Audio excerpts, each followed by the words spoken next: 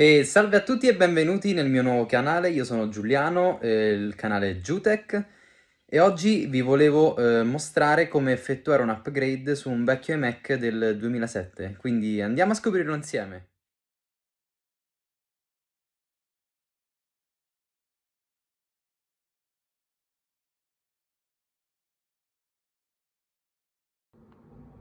Bene, eccoci qui, questo è il Mac in questione dove andremo a effettuare l'upgrade.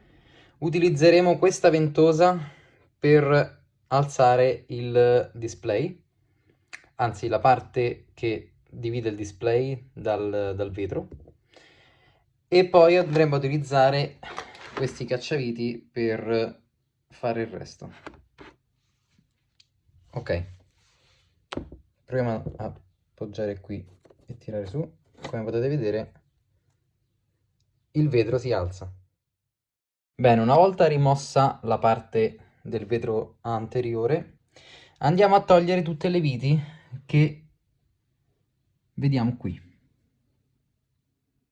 Bene, una volta rimosse tutte le viti intorno alla cornice, come potete vedere, andiamo a rimuovere lo sportelletto qui sotto dove risiedono le RAM ed andiamo a togliere le RAM che sono all'interno. Bene, facendo una leggera pressione andiamo a separare questa scocca qui. Come possiamo vedere abbiamo il filo qui del microfono e della telecamera e da quest'altra parte non abbiamo nulla, possiamo alzare tranquillamente.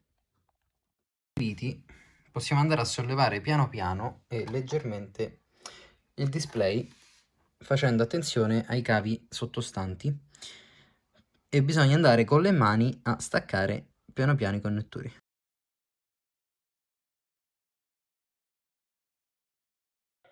Perfetto, eccoci qui e siamo arrivati finalmente sotto il display dove andremo a sostituire l'hard disk, che è questo qui. Andiamo a rimuovere questo scotch, questa parte adesiva, per togliere il sensore del termico dell'hard disk, per andarlo poi ad installare sul nuovo hard disk che andremo a montare SSD. Eccoci qua, abbiamo staccato l'hard disk facendo una pressione su questa parte di plastica che va a scastrarsi da questa parte invece di metallo. Quindi poi abbiamo disconnesso i connettori SATA con l'alimentazione e adesso andiamo a scartare il nuovo SSD e montarlo all'interno di questo spazio che naturalmente è molto più grande, quindi dovremmo trovare un modo per fissarlo senza che si muova. Questo è l'hard disk che io sono andato ad acquistare su Amazon. Questo qui è come lo andremo a, penso più o meno a rincollare, ad attaccare in qualche modo. Questi sono i connettori da ricollegare e questo è il sensore della temperatura dell'hard disk che adesso andremo a bloccare con un po' di scotch. E successivamente andremo a bloccare l'hard disk con un po' di scotch proprio così, come vedete. Bene, una volta installato l'hard disk e fissato, quindi che non può muoversi, quindi il gioco è fatto. Adesso dobbiamo rimontare quello che abbiamo smontato precedentemente, quindi il display. Andiamo a riconnettere questi connettori qui, quindi facendo attenzione, possono essere connessi anche casualmente, quindi non hanno un senso. E successivamente andiamo a rimettere tutte le viti ricollegando anche qui il componente del display con il sensore della temperatura qui. Ok, una volta reinstallato il sensore della temperatura del monitor con il connettore andiamo a sostituire qui nel compartimento sottostante vicino alla base, quindi qui all'interno di queste due fissurine. Sostituire le RAM che io ho acquistato su Amazon al prezzo di 24 euro. Il modello sono 2 giga e 2 giga, quindi sono 4 giga in totale. Sono delle PC2 5300 anche compatibili 5400 DDR2 667 MHz e sono delle SODIMM, quindi compatibili per Mac. Naturalmente prima di ricollegare il tutto e di richiudere il Mac, andiamo a vedere se il Mac si accende e se viene riconosciuto l'hard disk. Lo riconoscete con questa iconcina qui che vedete, con la cartella con il punto interrogativo, dove non trova nessun sistema operativo, quindi vi viene data questa cartella con il punto interrogativo. Bene, fatto questo possiamo chiudere completamente il Mac.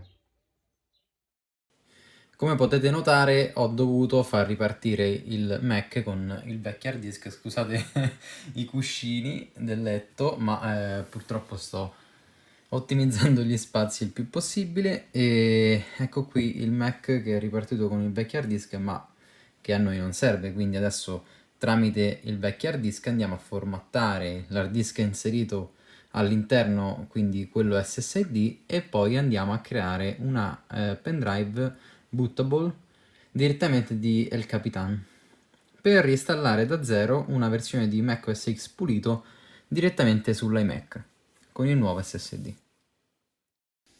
Ecco qui ci siamo, abbiamo inserito la nostra pendrive con El Capitan all'interno. Adesso ci chiede di settare il mouse, eccolo qui, l'ha riconosciuto, andiamo avanti e partiamo con l'installazione del Mac OS X El Capitan da zero.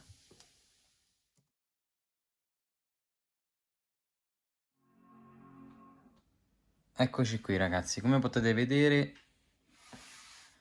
ho installato Mac OS X il Capitan e adesso stiamo vedendo l'accensione dopo l'installazione. Guardate ragazzi quanto è veloce a caricare, cosa che prima dell'upgrade per caricare il sistema operativo impiegava almeno, ma non esagero, 4 minuti più o meno. Andiamo a inserire la password che io ho messo per il mio account. Eccoci qua. Sistema operativo caricato, velocissimo.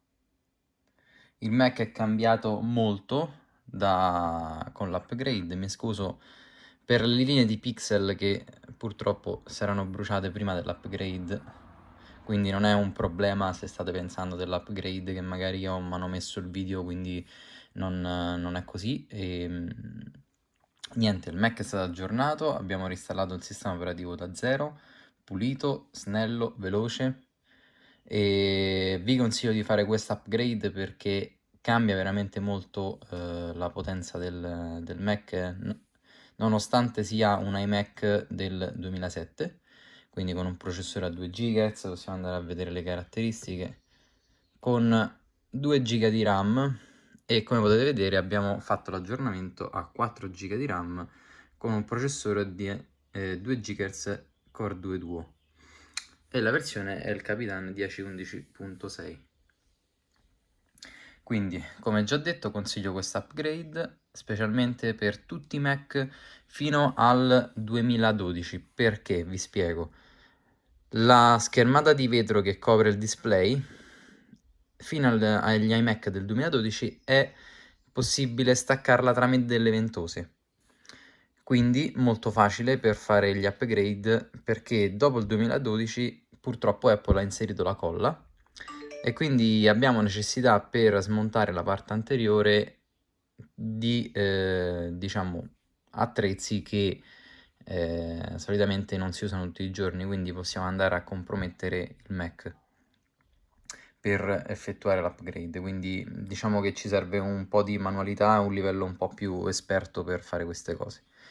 E detto ciò, quindi tutti i Mac prima del 2012 possiamo effettuare un upgrade tranquillamente perché non hanno la colla intorno alla cornice del display, ma è attaccato tramite dei magneti che possiamo andare a staccare con delle ventose, quindi molto comodo.